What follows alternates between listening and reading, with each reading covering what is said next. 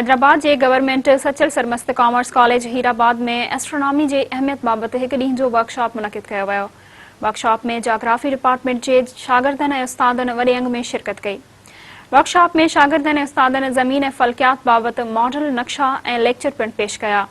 Workshop में professor ऐं dean doctor खांजी हरिजन ख़ास मेहमान तौर शिरकत कई।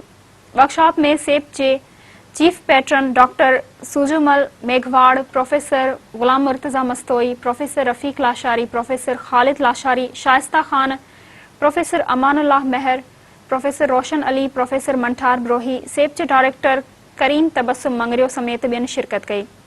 वर्कशॉप में जोग्राफी डिपार्टमेंट के उस्तादन पारां एस्ट्रोनॉमी की अहमियत बाबत शागिर्दनि के आगाही पिण ॾिनी वई।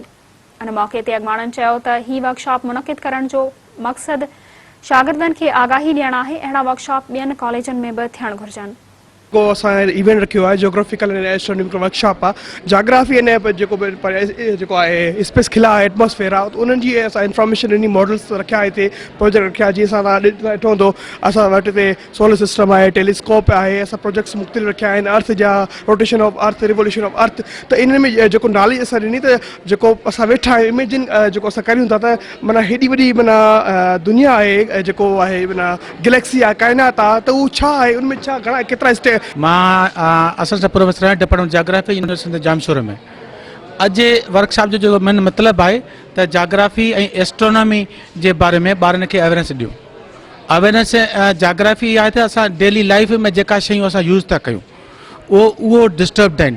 जेकॾहिं जीअं फॉर एग्ज़ाम्पल गर्मी वधी वई आहे, सी घटि था थियनि, ऐं इन जो सोल्यूशन छा हुअणु खपे।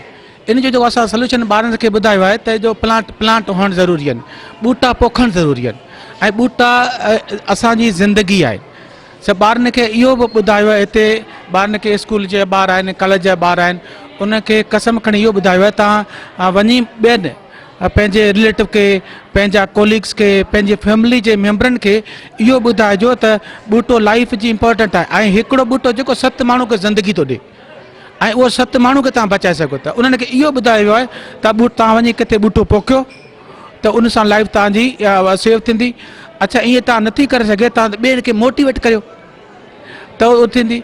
अञा जेकॾहिं तव्हां इन ते अगरि त हिकिड़ो कागज़ जो टुकड़ो खणो, उन टुकड़े ते तव्हां ॿूटे जो, प्लांट जो तस्वीर कढियो, ऐं उहा तस्वीर आम माण्हू खे ॾियो।